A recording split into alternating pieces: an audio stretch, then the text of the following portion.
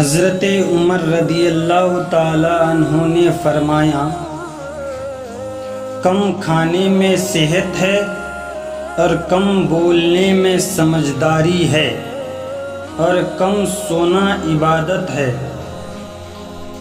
حضرت عمر آگے فرماتے ہیں، محتاجی اور غربت 6 چیزوں کی وجہ سے انسان کو آتی ہے۔ نمبر 1، جلدی نماز پڑھنے سے محتاجی آتی ہے۔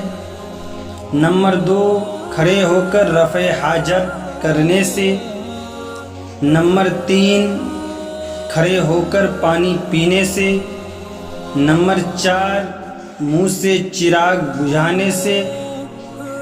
نمبر 5، دانت سے ناخن کاٹنے سے۔ نمبر 6، دامن یا آستین سے منہ صاف کرنے سے۔